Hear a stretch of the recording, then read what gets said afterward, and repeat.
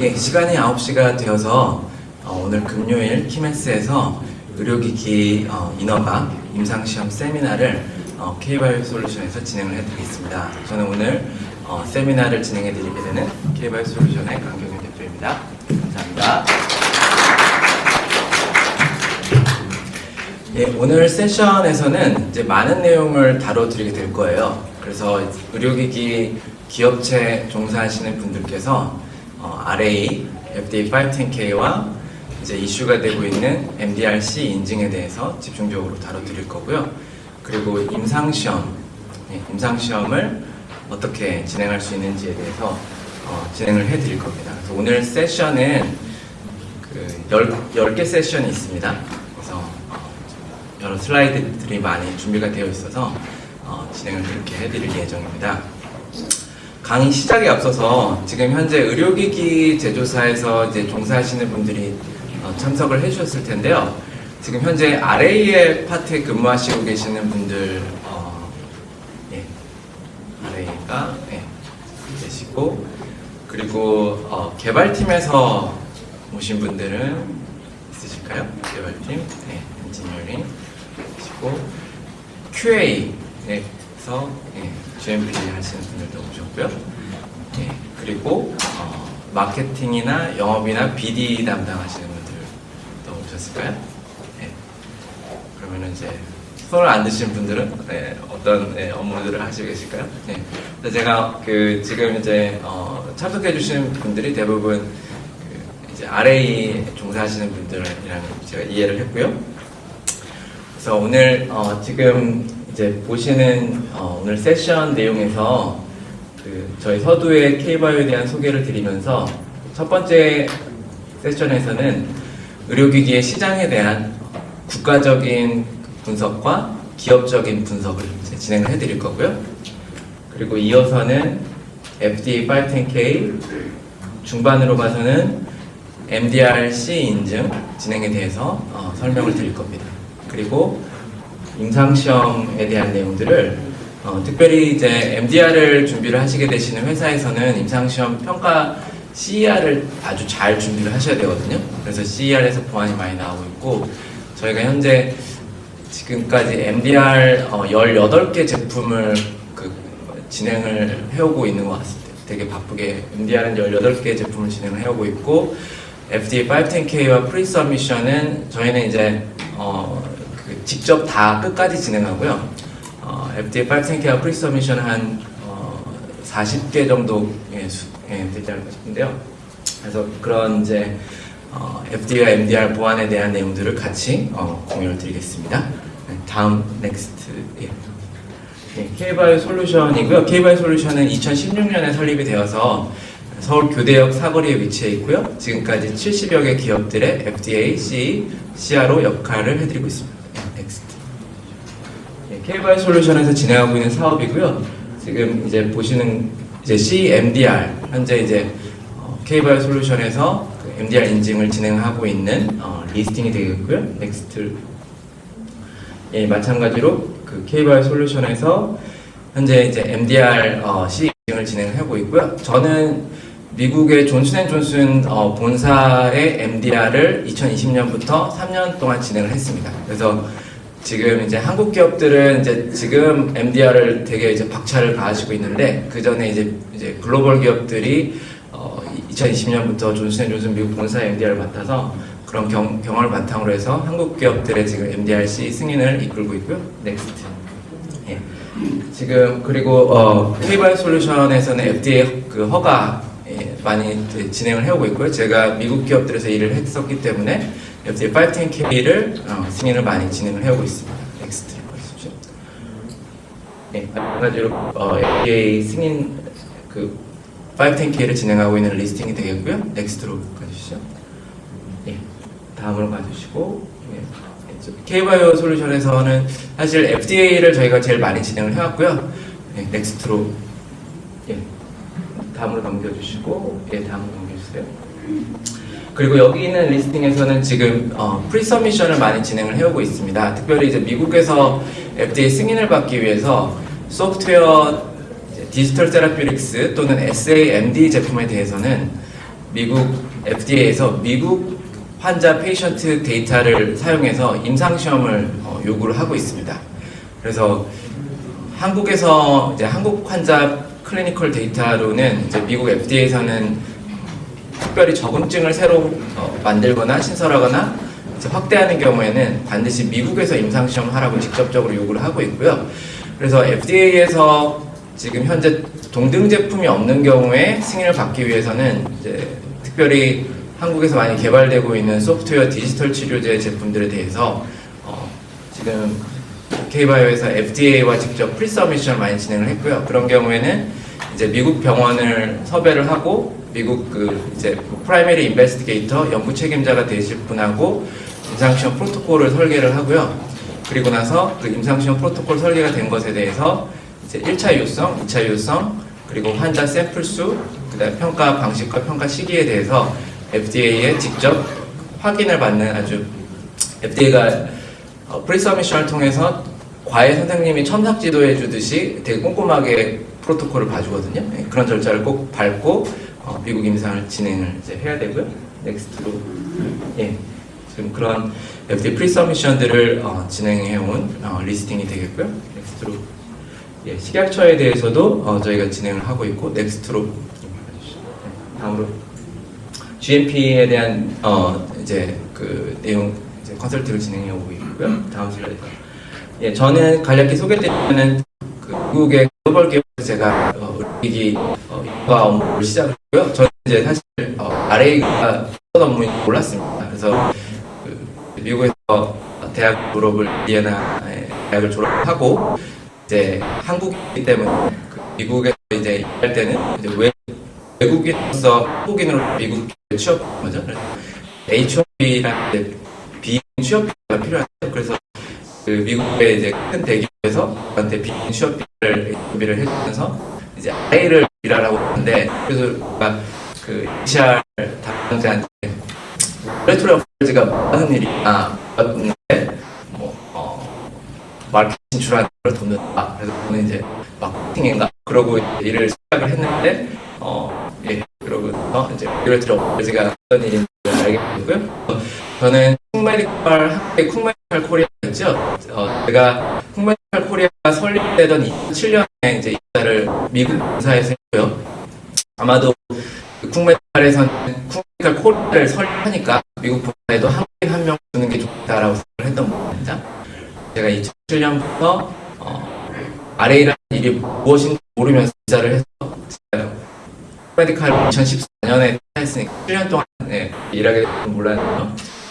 그 쿵메디컬에서 카테터를 전 세계 최초로 구입한 이제 이 글로벌 기업이고요. 제가 인디애나에서 10년 동안 일했고 그 뒤에는 이제 달라스 텍사스에 있는 세인트 주드 메디컬의 본사에서 여기 이제 PMA 디바이스만 다루는 곳이고요. 파킨슨병을 치료하는 DBS. 그래서 이곳에서 제가 1년을 일하고 그 이후에는 이제 제약회사 칼디널 헬스인데요. 칼디널 헬스는 이제 매출액이 150조 아주 큰 회사인데 여기에 이제 의료기기 사업부가 또 크게 있습니다. 그래서 의료기기 사업부에서 일을 했습니다. 다음 슬라이드. 그래서 제가 쿵메디컬에서 7년 동안 일을 하면서 관리했던 팀분들하고 찍은 사진이고 여기는 이제 달라스 보실 수가 있고 약간 달라스 여기 카우보이 약간 분위기 나시죠? 그래서 이곳에서 그 미국 기업들을 이끌고 제가 인허가 부서를 팀을 그렇게 이끌었습니다. 그리고 저희 다음 슬라이드 할까요? 저희 요즘은 이제 저희가 그 이런 RA 강의들을 영상을 유튜브를 진행을 해드리고 있고요. 저도 이제 유튜브 채널을 시작을 해서 지금 이 RA 클리니컬 분야에서는 그래도 저희가 유튜브 구독자 수가 제일 많습니다. 그래서 제 이름으로 검색하시면은 또 영상을 많이 보실 수가 있고요. 다음 슬라이드로 가실까요? 그냥 쭉 이렇게 슬라이드 넘어가 주시면 될 것 같아요. 저희가 강연하고 있는 내용들이고요. MDR에 대해서 강의를 진행하고 있는 내용이고요. 시각에 대해 강의를 진행하고 다음 슬라이드 보죠. 이렇게 넘어가주세요. 저희 지금 현재 그 부스를 운영하고 있고요. 그 이제 지금 D210 부스를 운영하고 있습니다. 그리고 기업에서는 미국 부인이 있고요. 예, 미국 법인을 통해서 지금 여기가 이제 실리콘밸리고요. 예, 이곳 1820에 저희 카페터가 있는데 이 법인 바이오메디컬 캠퍼스 안에 케이블과 카페를 인수해서 이제 한국 기업들과 바이오메디컬 미국 기업 네트워크를 교육을 추진하려고 그렇게 하고 있습니다. 예, 넘어가 주시죠. 예, 예, 이렇게 보시고 예, 이제 그 의료기기 시장에 대한 내용을 좀 설명을 드리고 하고요. 지금 이제 의료기기 제조사에 종사하신 5년 이하이신 분들 몇 분 정도 되실까요? 의료기기 기업에 예. 그래서 저도 그 아까 말씀드렸던 쿵메디칼의 RA가 어떤 일인지 모르면서 이제 입사를 해서 과연 이게 나한테 많은 업무인가? 과연 의료기기 산업이 내가 계속 그 몸담고 있어야 될 분야인가? 이런 이제 여러 생각들을 가졌는데 저는 뭐 개인적으로는 하나님께서 인도해 주셨다고 이제 믿는데요. 이 의료기기 기업의 그 산업을 보시게 되시면 지금 대한민국의 의료기기 그 산업이 아주 가파르게 성장을 하고 있습니다. 10.2% 성장을 하고 있어요. 지금 대한민국의 거시 경제가 올해 경제 성장률이 이제 1%도 지금 좋은 경우에는 2%, 0에서 2%대로 이제 경제 잠재 성장률이 많이 낮아졌죠. 그런데 이제 기억해 보시면은 그 70년대, 60년대 대한민국이 고성장했을 때, 10% 성장했을 때, 그래서 그때는 기업들이 이제 대출을 많이 해서 급격하게 성장을 했었죠. 계속 성장하니까. 그래서 이제 대한민국 전체 경제는 어려운 상황인데 무역수지 적자도 지금 상당히 높고, 그런데 의료기기 산업은 버블존에 있다고 보시면 될 것 같습니다. 그러니까 완전히 다른 세상이에요. 의료기기 산업은. 그러니까 지금 거시경제하고는 완전히 달라져 있습니다. 그렇기 때문에 그 윤석열 그 대통령이 이제 바이오 산업을 위해서 23조 원을 투자하라고 했는데요. 그런데 이제 제약계 13조, 의료기기 10조를 투자하라고 했는데 의료기기를 상당히 알아준 거거든요. 왜냐하면 아직까지 의료기기 기업들이 제약회사에 비해서는 사이즈가 작은데 거의 제약의 비슷한 포션을 정부에서 투자를 하겠다는 것은 그만큼 지금 의료기기 산업의 미래가 밝다는 겁니다. 그래서 지금 보시는 것처럼 생산 실적 이제 12조 8천억, 그리고 이게 이제 식품약품안전처 자료인데 무역 수지가 44% 이렇게 증가를 한 거를 보실 수가 있습니다. 넥스트. 지금 여기 보시면은 이제 그 기업들이 그렇게 큰 기업들이 많지는 않습니다. 지금 보시면은 식약처 집계에 따르면은 100억 원 매출 이상 그 기업이 전국 현재 172개 회사입니다. 매출액 100억 원 이상이. 그래서 그렇지만 지금 이 체외진단 의료기기 코로나 팬데믹으로 인해서 수출이 이제 급격히 성장을 하고 있고, 특별히 5년 동안에 이제 종사자 수가 매년 11.4% 고용이 증가되고 있어요. 의료기기 제조업체에서. 지금 현재 지금 여러분들과 같이 의료기기 제조사에 일하는 총 종사자 수가 13만 명으로 집계가 되고 있고요. 13만 명은 적은 숫자는 아니죠. 네, 다음 슬라이드로 보시고요. 수출 실적을 이제 보시게 되시면은 지금 여기에 이제 보실 때 계속 적자였거든요. 무역 수지가. 왜냐하면은 그 글로벌 기업들의 의료기기들을 많이 수입을 해왔기 때문에 적자였는데 지금 이제 흑자로, 무역 수지 흑자로 수출 실적이 26.1% 증가를 하는 아주 그 의료기기 산업은 지금 현재가 가장 대한민국에서 최대 붐입니다. 지금 지표상으로는. 그렇기 때문에 정부에서는 역점적으로 그 산업에 투자를 하고 있는 거고요. 다음 슬라이드로. 그래서 거기까지 좀 말씀을 드렸고요. 지금 이제 대한민국의 그 이제 대한민국만을 따지고 보았고요. 대한민국이 그러면 글로벌에서 그 위상은 지금 현재 9위, 10위 이렇게 의료기기 그 글로벌 시장에서 집계가 되고 있고요. 지금 이제 순위로 봤을 때 거시경제랑 비슷하게 따라갑니다. 대한민국의 GDP가 지금 한 11위 정도 되죠. 그래서 의료기기가 이제 10위, 9위 이렇게 올라가고 있는데 글로벌 시장의 포션으로는 1.7% 정도 됩니다. 그러니까 퍼센티지로는 그렇게 높은 보이지는 않을지도 모르는데 그게 대한민국의 세계 11위 경제 대국이라고 할 때 그 GDP의 글로벌에서 차지하는 비중이 한 1.7%, 5% 그러거든요. 그러니까 그게 이제 거시경제랑 맞물려 있는데 그 상태에서 의료기기가 지금 현재 10% 이상 성장을 하고 있는 상황이죠. 다음 슬라이드로. 이제 지금 그러면은 이제 탑 5를 이렇게 보시게 되면은 이제 미국이 있고요. 독일, 일본, 중국, 프랑스 이렇게 있습니다. 지금 여기서 약간 관심 있게 보실 부분은 미국하고 중국이죠. 지금 이제 뉴스가 나오면은 이제 뭐 바이든 대통령과 시진핑 이런 뉴스가 많이 나오는 게 중국의 지금 GDP가 미국 전체 GDP의 한 85%까지 따라잡았습니다. 그래서 그렇기 때문에 중국 경제가 상당히 큰데 의료기기 산업은 또 달라요. 의료기기 산업에서는 중국이 미국의 한참 지금 현재 미국이 전체 글로벌 시장의 40% 그리고 이제 유럽을 다 합쳤을 때 이제 한 30% 예, 안 되고 있고 그 일본이 이제 전통적으로 한 10% 됐는데 정체가 있고 중국이 현재 10%가 안 되는 거거든요. 그러니까 전체적인 경제는 중국 많이 발전됐는데 의료기기는 패턴이 이 웨스턴 그 기업들에서 진행되고 있다는 그런 내용을 이제 알 수가 있고요. 예, 다음 슬라이드로. 그래서 지금 이제 그래서 미국 시장을 보시게 되면은 이제 전 세계 이제 4,270억 달러. 그러니까 이게 4,270억 달러면은 원화로 환산하면은 이게 550조 정도가 됩니다. 550조. 예, 550조 시장 규모이고요. 대한민국의 의료기기 시장 전체는 9조에서 10조대 되겠습니다. 그래서 그렇게 되고 있고 그 중에서 이제 미국 의료기기 시장이 200조대가 되는데 5.1%로 가파르게 성장을 하고 있는 겁니다. 근데 이제 미국의 시장을 보시게 되면은 인구가 3만 명인데요.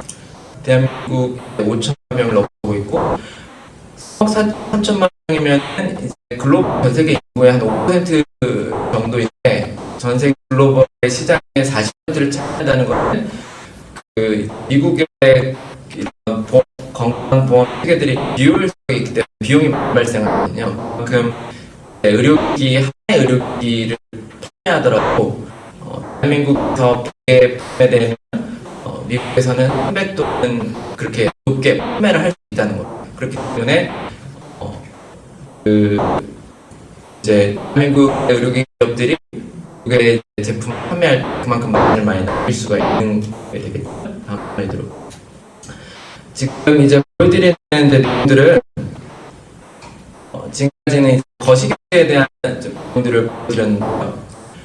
거시경제를 말씀드린 이유는 이제 제가 의료기기 기업에 메디칼 일을 할 때 또 이런 코칭을 해주신 분이 없었거든요. 내가 어떤 일하는 지금 의료기기 산업이 지금 현재 어떻고 지금 과거에 어떻게 왔으며 지금 어떻게 가고 있다 이런 내용을 이제 제가 뭐 큰 기업에 있었지만 알려주시는 분이 없어서 좀 헤맸던 적이 있습니다. 그래서 이런 내용들을 지금 이제 5년 안 되신 분들도 계시는데 의료기기 회사에서 그 산업에 발을 이제 디디신 거는 참 예, 감사한 일이다라는 생각이 듭니다. 왜냐면은 이게 이제 항해를 한다고 볼 수도 있을 것 같은데요. 큰 산업이 항해를 하는데 지금 저무는 산업에 있으면 아무리 개인적으로 개인기가 뛰어나고 잘해도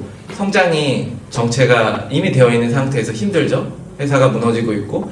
그런데 의료기기 산업은 지금 현재 특별히 대한민국에서 그러니까 글로벌 지금 의료기기 산업이 4%에서 5% 성장을 하고 있거든요. 이제 미국 같은 경우에 연평균 5% 성장을 하는데 대한민국은 의료기기 산업이 연평균 지난 5년 연평균 10% 성장이라는 거는 그 150명 중에서 평균만 해도, 반평균만 해도 10%가 발전을 하고 있는 거거든요. 네. 남들이 하는 평균만 해도 여기는 10%가 발전하고 있기 때문에 여기서 그 기업들에서 분발하셨을 때 아주 큰 포텐셜이 있다는 부분을 그렇게 좀 강조를 드렸고요. 지금 이제 거시경제적인 부분들을 좀 말씀을 드렸고요. 이 기업들에서 이제 기업 개개별로 이렇게 보시게 되면은 지금 여기 이제 나오는 기업들이 글로벌 탑10 기업들이 되겠고요. 잘 아시는 메드트로닉, 에봇, 존슨앤존슨, 벡튼 디킨슨, 이제 글로벌 탑10 기업들이 되고, 지금 여기에서 이제 나오는 지표가 1년간의 매출액입니다. 예를 들어서 지금 메트로닉의 매출액이 2022년도 이게 이제 year over year라고 해서 연 평균 이제 대비 증감률입니다. 메트로닉의 매출이 8%가 증가를 했어요. 그래서 이제 이게 US 달러 빌리언인데 31 빌리언이면은 원화로 하면은 35조 정도 되고요. 그러니까 이 단일 기업이 전 세계에서 35조의 의료기기를 판매를 해서 매출을 올리고 있죠. 예, 그래서 한국 기업들이 이제 글로벌 시장으로 뻗어나감에 있어서 이러한 빅10 기업들 또는 글로벌 기업들과 유통계약을 맺는 게 아주 중요합니다. 그래서 이 기업들은 제가 이런 글로벌 기업들에 일을 했지만 지금 그 기술이 혁신적인 기술이 잘 나오지 않더라고요. 어떤 새로운 제가 통메디칼이라는 기업에서 일할 때 아주 혁신적인 기술은 상당 부분 70년대, 90년대에 그 글로벌 기업들에서 개발이 되고 그렇기 때문에 지금 현재 글로벌 기업들의 매출을 올리기 위해서 새로운 기술을 개발한 이제 작은 기업들을 찾고 있고요. 그 기업들과 유통계약을 맺어서 이제 판매를 진행하는 그렇기 때문에 이 기업들의 유통계약을 맺는 게 이제 중요하다고 볼 수 있고요. 그래서 그 기업들을 하나씩 기업들의 그 성장하게 되는 좀 스토리가 지금 현재 이제 또 이런 기업의 가치 주가에 대해서 좀 지금 현재 어떤 위치인지 좀 보여드리고 하는데요. 제가 카널 헬스는 5년 동안 일을 했었는데요. 이 회사는 그 슈퍼마켓 같은 그 작은 이제 약국에서 그로서리 스토어에서 시작을 해서 이제 제약 유통을 하게 되면서 지금 현재는 이제 매출을 150조를 하게 된 그런 이제 기업이 되었는데요. 그리고 이제 의료기기 사업을 이끌고 있고요. 그런데 이제 유통 제약회사이다 보니 마진이 좋지가 않습니다. 특별히 이제 제약의 유통에 이제 집중을 하다 보니까 그래서 이제 기업들 중에는 글로벌 기업들 중에는 제약과 의료기기를 같이 하는 기업들이 있고 의료기기만 하는 기업들이 있는데 그 차이를 좀 보여드리려고 합니다. 보시면 제가 일했던 기업이고 여기는 사실 칼디널 헬스에서 제가 일할 때 되게 나이스한 분들이 되게 많으셨어요. 그래서 뭐 제가 이제 한국인이니까 뭐 일본에 출장을 가면은 이제 제가 미국에서는 윤이라는 이름을 했었는데요. 그러면 윤은 저기 한국에서 왔으니까 그냥 일본에 가까운 데로 갔으니까 일주일 동안은 그냥 한국에 있다가 와 이렇게 해주고 그래서 되게 좋은 분들이 많으셨는데요. 근데 회사는 좀 어려웠습니다. 그 이제 제약하고 유통을 같이 하면서 지금 보시면은 매출도 좀 이제 의료 유통 때문에 이제 좀 어려운 경험을 볼 수가 있고요. 다음 넥스트로 갈까요? 그래서 이제 이 기업 가치를 보려면은 이제 이 주식 가치가 바로 따라가죠. 보시면은 이제 83년도에 상장이 되었고 대부분의 이제 지금 제가 소개해드린 글로벌 기업들의 상장이 82년도 정도 됩니다. 그런데 지금 이 등락을 보시게 되면은 특별히 지금 이 기간에 여기가 이제 제약의 마진이 이제 어려움을 겪으면서 의료기기 사업부도 좀 어려움을 겪었던. 그래서 이제 의료기기와 제약 유통을 할 때는 이게 그 회사가 꾸준한 성장이 이제 기복이 있다라는 걸 좀 보실 수가 있고요. 그래서 칼디널 헬스는 지금 현재는 최근에는 이제 잘 성장하고 있는 그런 상황을 보여주고 있고요. 다 넥스트로 갈까요? 스트라이커는 잘 아시는 이제 정형외과 기업입니다. 그러니까 이 스트라이커 같은 경우는 이제 의료기기만 하는 기업이고요. 이 스트라이커는 이제 스트라이커 코리아도 있죠. 그래서 지금 이제 보시는 것처럼 스트라이커가 이제 전 세계에서 9위 의료기기 산업에서 지금 현재 46,000명의 직원이 종사자가 있고요. 그리고 정형외과, 이제 의료 및 수술 솔루션. 그래서 지금 전통적으로 정형외과에 있었지만 계속적으로 이런 글로벌 기업들이 새로운 의료기기 서비스 형태화되는 그런 제품군들을 확보해 나가고 있습니다. 예.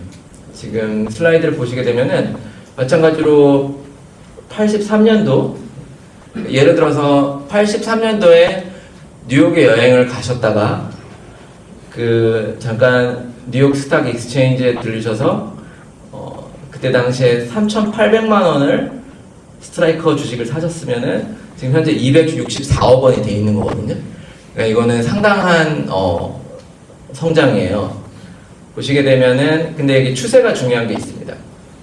추세가 중요한 게 있는데 지금 이게 기울기가 있거든요. 기울기.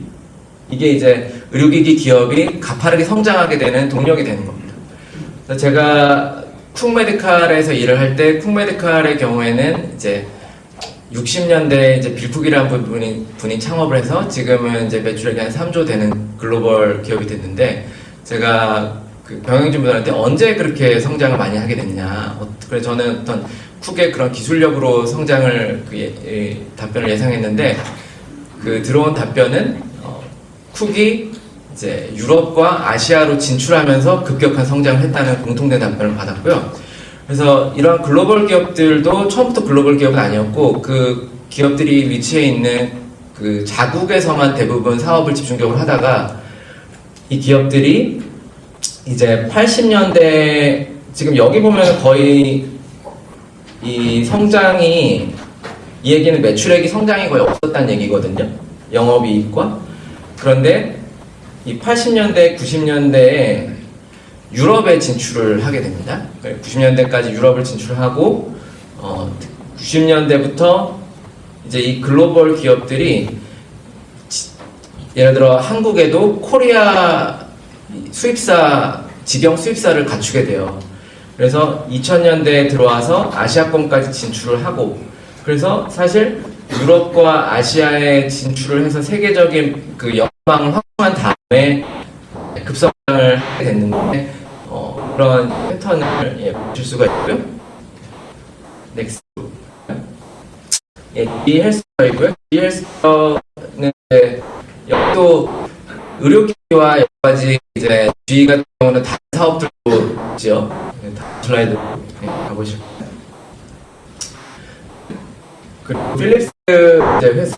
필립스는 이제 100년이 넘는 사업 기간으로 그 사업 해오고 있고 필립스의 지금 필립스 경우에는 매출이 10%가 급감을 했습니다. 그래서 지금 10%가 급감을 했는데 이제 거의 지금 15%라는 대한민국 의료기기 시장의 30% 정도 해당되는 매출액이 이제 급감을 했고요. 지금 그래서 넥스트로 갈까요? 지금 여기 기업들에서는 의료기기 기업들, 글로벌 기업들 중에서도 지금 여러 가지 경제 환경에 발빠르게 대처를 못한 경우에는 최근에 이제 뭐 미국의 실리콘밸리 뱅크가 이제 부도가 됐었죠. 이런 환율에 대한 그런 자산 손실로 인해서 매출액도 영향을 받는 것들이 나타나고 있고요. 넥스트로 볼까요? 시멘스이고, 넥스트로 예, 이제 벡튼 디킨슨이라는 이제 회사인데요. 이 벡튼 디킨슨이라는 회사는 역시 마찬가지로 의료기기에 집중을 하고 있는 그런 이제 미국 동부에 위치해 있는 이제 기업이 되겠고요. 벡튼 디킨슨의 경우에는 지금 이제 보시는 것처럼 매출액이 18%가 성장을 해서 이제 매출액이 급감을 했던 이제 필립스와 대조될 때는 이제 매출을 보였고요. 지금 이게 18%가 성장을 해서 한 매출액이 3조에서 4조 원대가 성장을 한 거고요. 그래서 지금 매출액이 크게 올라간 기업들의 공통적인 모습은 그 의료기기 글로벌 기업이 집중하고 있던 그 의료기기 사업의 본질에 계속 집중하고 있는 기업들이 그 매출이 크게 신장을 하고 있고, 의료기기 사업과 더불어서 다른 사업을 여러 가지를 이제 진행을 했던 기업들은 기복을 많이 보이고 있는 거를 패턴으로 보실 수가 있거든요. 글로벌 기업들을. 넥스트로 볼까요? 네. 그래서 이 벡튼 디킨슨의 기업 가치인데요. 그 아까 전에 보여드렸던 스트라이커하고 비슷한 패턴을 보이고 있죠. 그래서 지금 이 내용을, 이런 파이낸셜 내용을 공개드리는 이유는 뭐 이미 공개된 내용들이고요. 이런 내용들을 통해서 이제 글로벌 기업들은 어떤 발자취를 밟아왔는지 아실 수 있도록. 보시게 되면은 이제 마찬가지로 83년도 지금 이제 예를 들어서 이때 당시에 2억 원을 투자를 했다면 지금 이제 236억 원이 되어 있는 거고, 그 상장한 다음부터 지금까지 이제 기업 가치가 8,700%가 이제 올라갔다는 얘기죠. 그리고 현재 시가총액이 지금 80조 원대입니다. 그래서 P/E를 보시게 되는데요. 이 P/E라는 거는 그 Price per Earnings라고 해서 영업이익 대비 가격입니다. 근데 보시게 되면은 44를 주고 있어요. 이거는 아주 높은 수치입니다. 지금 현재 코스닥의 그 전체적인 P/E가 한 11에서 13 정도가 되고 있거든요. 그런 얘기는 지금 이제 대한민국의 의료기기 기업들도 이렇게 밸류에이션을 받을 날이 올 것이다라는 얘기입니다. 지금 이제 이 벡튼 디킨슨의 경우에도 보시게 되면은 이제 90년대까지는 마찬가지로 거의 그 기업 가치에 있어서 신장이 이제 미미한 거를 확인을 하실 수가 있고요. 기업 가치에 있어서 신장이 미미하고, 그렇지만 지금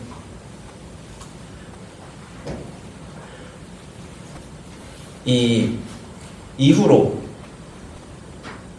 진행되는 유럽과 이제 아시아에 대한 그 진출을 하게 되면서 기업 가치가 급격하게 성장을 하게 되는 그런 내용을 볼 수가 있습니다.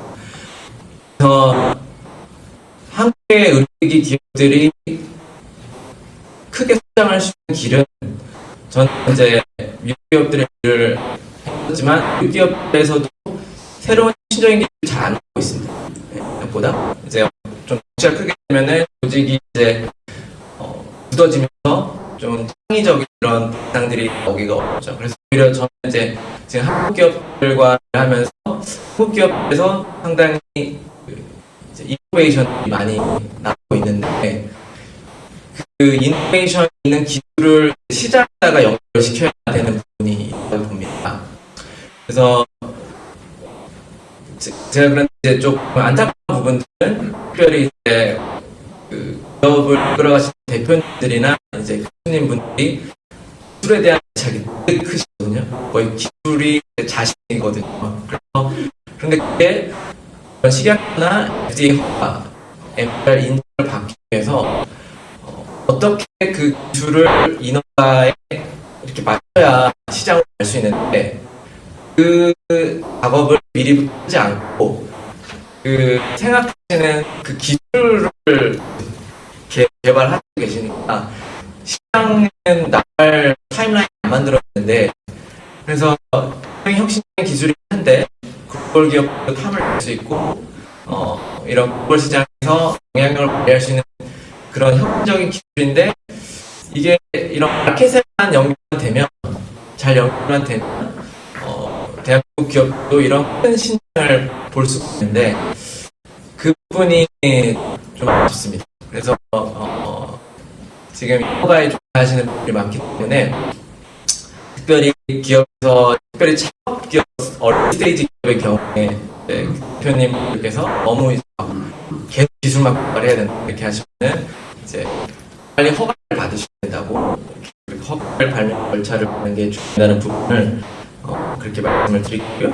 끝으로 존슨앤존슨이죠. 존슨앤존슨은 여기는 진짜 사업 잘합니다. 제가 칼 헬스에서 일할 때 존슨앤존슨의 콜디라는 심관 약물 방출용 스텐트를 전 세계 최초로 개발한 사업부가 있거든요. 그거를 존슨앤존슨이 콜디스를 인수를 했고 그걸 칼든 헬스가 이제 2조 원대 2조 3천억 원에 매입을 했고요. 그래서 그 콜디스 사업부를 이제 칼디널 헬스로 다 존슨앤존슨에서 떼오는 작업을 제가 아시아 작업을 맡아가지고 한국에 와서 칼디널 헬스 코리아 법인 세우는 작업도 제가 했었는데요.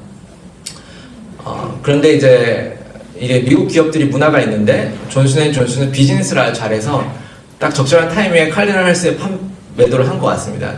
그런데 칼디널 헬스는 이제 저는 이제 5년 동안 일하면서 그 코디스 사업부를 존슨앤존슨에서 떼서 칼디널 헬스로 세팅하는 거를 열심히 하고 퇴사를 했는데 퇴사를 하고 나서 몇 달 후에 칼디널 헬스가 그 코디스 사업부를 HN이라는 헤지 펀드에 1조의 손실을 보고 매각을 또 했다는 얘기가 또 뉴스가 나오더라고요. 그래서 이게 이제 글로벌 기업들은 이제 지금 그러니까 두 가지를 보는 것 같습니다. 그러니까 기존에 있는 그 의료기기들은 계속 뭐 판매가 되고 있고 그러면 이제 앞으로 발전하기 위해서 그 이제 새로운 의료기기 기술을 이제 작은 기업으로부터 매입하거나 아니면 유통계약을 맺거나 아니면 이런 인수합병을 통해서 이제 재무적인 이제 이런 이득을 하는데 존슨앤존슨은 비즈니스를 잘 합니다. 그래서 이런 어떤 팬데믹에 맞는 그런 이제 의료기기 사업부들을 영위를 해서 지금 18% 신장이 있었고요. 그래서 매출액이 지금 현재 34조 원대 이렇게 올라오고 있습니다. 다음 슬라이드 보실까요? 존슨앤존슨은 보시면은 이제 지금 꾸준한 성장을 계속 잘 해오고 있는 걸 보실 수가 있고요. 지금 이 P를 보시면 근데 존슨앤존슨은 제약 사업부가 크잖아요, 또. 그런데 아까 전에 그 스트라이커 P가 40이었거든요. 근데 존슨앤존슨의 P를 20을 주고 있습니다, 시장에서. 지금 사실 한국에서는 이제 의료기기 기업이 제약회사보다는 작기 때문에 이제 의료기기 이제 어떤 바깥에 이런 시장 평가를 받는데 가면은 바이오 뭐 제약을 뭐 이런 밸류를 더 주기도 하는 이제 뭐 그런 게 있는데 미국은 오히려 의료기기의 밸류를 더 크게 주고 있어요. 지금 존슨앤존슨은 제약이 섞여 있기 때문에 밸류가 낮은 겁니다. P가 20로 시총은 크죠. 500만 원대 시총인데 밸류는 이렇게 의료기기 기업만큼 갖고 있는 거 아실 수 있어요. 존슨앤존슨은 뭐 여기 이제 비즈니스 워낙에 잘해서 잘 성장하고 아까 제가 했던 카메라스는 이제 경영진들이 다 나이스 하시더라고요. 너무 착하면 안 돼요. 경영진들이 너무 다 착하고 그런데 존슨앤존슨 여기는 조금 비즈니스 하시는 분들이 있더라고요. 다음 슬라이드로 에보트 회사 잘 아시는 에보트 회사고요. 매출이가 제일 많이 올라갔어요. 33%가 올라갔어요. 원래는 존슨앤존슨이 2위였는데 에보트이 이제 2위를 차지한 거예요. 너무 올라갔으니까. 지금 34%면 10조가 매출이 올라갔거든요. 10조는 대한민국 의료 시장 10조잖아요. 그만큼의 매출을 1년 만에 올린 거 더 올라가게 한 거죠. 근데 이제 특별히 코로나 팬데믹으로 이 팬데믹 테스팅 진단 키트를 래피드 키트를 거의 제일 먼저 개발을 했었고요. 그래서 트럼프 대통령이 에어포트에 래피드 진단 키트를 가지고 나와가지고 이제 홍보를까지 했던. 그래서 지금 일단 에어포트는 팬데믹의 상황에서 잘 되면서 되게 매출 크게 이제 올라간 기업이 됐고요. 넥스트 슬라이드로 하시고 이제 메디트로닉의 세계 1위 기업입니다.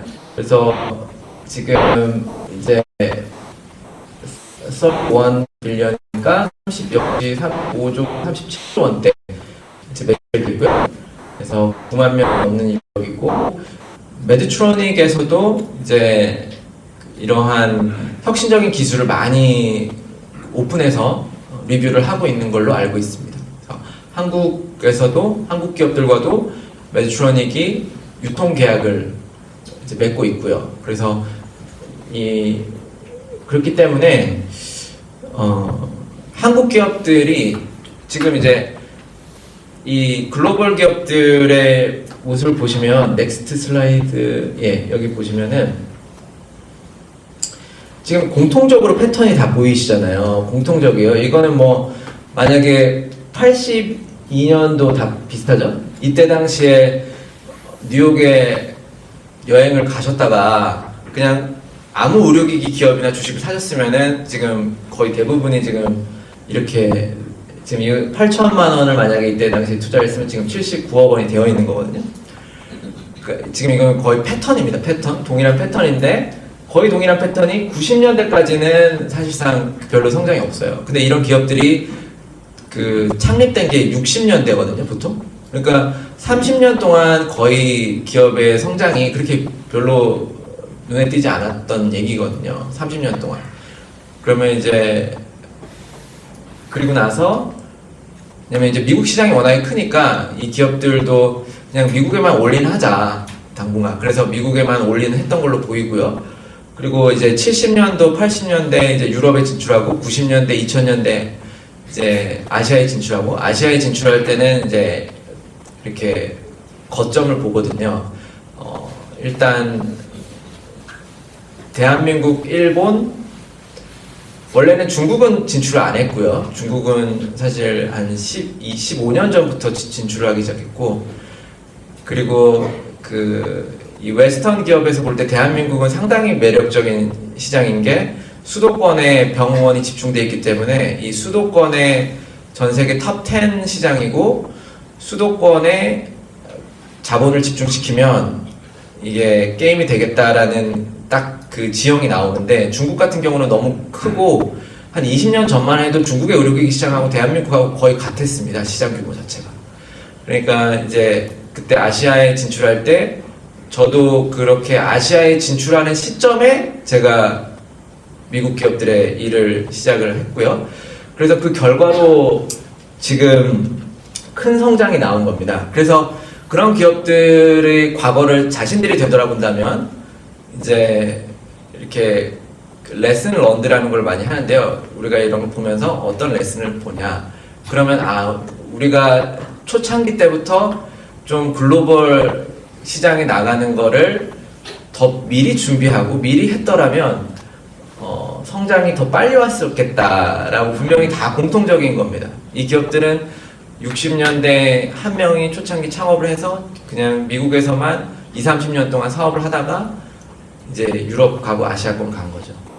그래서 그거는 한국 기업도 동일한 레슨을 준다고 생각을 들고요. 그래서 한국 기업에서 특별히 지금 상당히 혁신적인 이노베이션 저는 의료기기 산업에서 많이 일어나고 있다고 보고 있고 그것을 어떻게든 현금 매출로 연결시켜야 되는데 그 매출로 연결시키면은 그 인허가에 대한 이제 유럽이나 FDA에 대한 작업이 기술 개발만큼 이게 같이 도와줘야지 된다는 걸 좀 이렇게 강조 말씀을 드리고 하고요. 지금 첫 번째 세션에서는 이렇게 지금 시작에 대한 말씀을 드리고, 또 잠깐 이제 인허가에 대한 부분, 중요한 FDA 인허가에 대한 중요한 부분까지 말씀드리고 10분 브레이크 시간 갖고 그래서 FDA 인허가에 대해서 좀 말씀드리겠습니다. 그러면 이제 가장 큰 미국 시장을 위해서는 무엇을 준비해야 되느냐? 이제 의료기기에서 종사하시는 분들은 이제 크게 R과 Q가 있잖아요. 그래서 다 아시다시피 식품 안전처의 의료기기의 첫 번째 품목 허가를 받기 위해서는 이제 품목 허가 심사를 진행한 동시에 이제 진행하면서 GMP 인증을 받게 되죠. GMP 인증, 제조 품질 관리 인증을 받고 GMP 인증을 받고, 그리고 품목 허가 심사가 더 마무리가 됩니다. FDA는 다르고요. FDA는 이 GMP 인증을 먼저 안 받습니다. 예를 들어 한국의 기업들이 FDA 인허가를 진행하시면 대부분 2대 510K를 진행하실 텐데요. FDA 경우에는 GMP 인스펙션이 이제 510K 출력이 되고 나서 실질적인 미국 판매가 이루어지면 FDA에서 한국까지 이제 해외 제조소, FDA에서는 해외, 그래서 인스펙션을 나오게 돼서 일단 GMP는 FDA가 바로 GMP를 나오는 게 아니라는 부분이 있고요. 그렇기 때문에 먼저 기업 입장에서는 510K를 할 수 있다. 근데 입장에서는 기업이 GMP를 갖출 것을 전제로 합니다. 기업이 우리가 직접 먼저 사전한 사후로 하지만 GMP를 갖춰서 당연히 개발을 해야 인허가가 될 수 있죠. 이제 점이 일단 말씀을 드리고요. 3등급은 다 3등급 PMA의 경우에는 이제 의료기기 3등급 PMA를 심사를 진행하면서 GMP 심사가 진행이 됩니다. FDA 경우에도. 그래서 차이점이 있다는 부분이 있고, 그리고 이제 510K를 진행을 하시게 되는데 510K는 2등급 심사이고, 심사를 이제 제가 다음 세션에서 말씀드리겠지만 90일에 FDA는 심사 기간을 갖습니다. 90일의 심사 기간을 갖고, 지금 이 510K에서는 지금 프레디케이트 디바이스가 중요하고요. 프레디케이트 디바이스, 그래서 동등 비교로 진행이 되기 때문에, 그래서 이 부분이 중요합니다. 지금 그 기업이 이제 성장을 하기 위해서는 이제 미국의 제품을 판매를 해야 되는데, 저는 특별히 첫 번째 510K 승인을 기업에서 하나를 일단 받아보시는 게 의미가 있다고 생각을 하고요. 그러면은 이제 고민이 될 수 있는 게, 혁신적인 제품을 개발을 해서 새로운 기술로 이제 매출을 올리려고 하는데 FDA는 동등 비교를 하거든요. 그러니까 동등 비교라는 거는 지금 FDA가 승인해준 제품과 같으면, 동등하면 승인해주는 겁니다.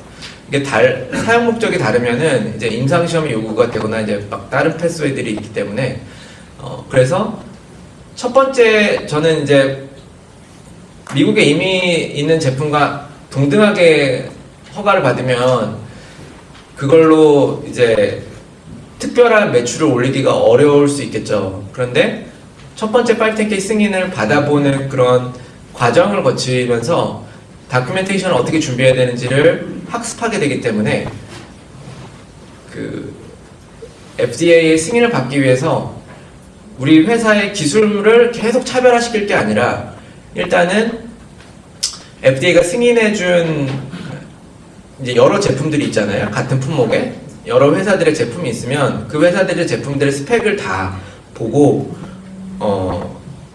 그 회사 제품들의 스펙을 다 보고 우리가 이 회사들 중에서 그래도 지금 저는 이렇게 두 가지 스텝을 보통 제안을 드리거든요. 우리가 진짜 개발하고 있는 그 알짜 기술, 그거를 패러다임 B라고 둔다면 패러다임 A는 지금 FDA 승인해 준 기술, 그것하고 일단 맞추는 거죠. 맞추는 거. 근데 그것도 같이 작업을 하셔야 되는 게, 왜냐면 완제품이 있어야지, 그거를 완제품을 만들어야지 그걸 시험을 해가지고 시험 성적 써가지고 허가를 받을 수가 있거든요. 근데 많은 경우에 이제 대표님 분들께서 엄청 자부심을 가지고 엄청 새로운 기술을 개발했는데 허가와는 많이 거리가 있는 제품, 그렇다고 임상시험을 할 수 있는 재원도 지금 없는 상태에서 엄청 거리를 많이 있고 거기에 이제 열정이 있으신데 허가가 될 수 없는 그런 기술이 되어버린 거죠. 예. 그래서 기술을 가급적이면 인허가가, 그렇기 때문에 이제 RA 종사하시는 분들이 제가 FDA 데이터베이스에 가서 510K 서머리를 쭉 이렇게 다운받아 보니 동등 비교를 해야만 승인이 된다고 하는데, 지금 대표님께서 개발하시는 기술은 동등한 게 하나도 없습니다. 그럼 이렇게 되면 승인이 안 됩니다. 여기서 하나를 골라주세요. 일단 이렇게 가셔야 되거든요. 그래서 그렇게 하고 그다음 이제 FDA가 많이 이제 진행을 해보니까 두 번째 510K를 해주면은 조금 이게 심사가 또 빨라지기도 하고, 그러니까 이제 FDA에서 이 회사 이제 하나 510K 받았는데 또 두 번째 하네. 그러니까 그런 약간 그 신뢰라는 게 있거든요. 그 이제 한국 기업이라는 그런 게 아니라 FDA 입장에서는 미국이기 때문에 해외에서 의료기기를 허가받아갖고 자국민한테 판매한다는 것에 대해서 약간의 의심의 눈초리가 있는 거죠. 이 기업이 얼마만큼 갈 거냐. 그런데 계속적으로 510K를 한다면 이제 그 새로운 정말 기술 개발하려는 것에 대해서도 그 승인이 더 유연해질 수가 있거든요. 그래서 그런 전략을 좀 말씀을 드리겠습니다. 그러면은 10분 동안 잠시 브레이크 타임 가지시고 10시부터 FDA에 대한 세션을 더 이어서 진행을 해드리겠습니다. 감사합니다.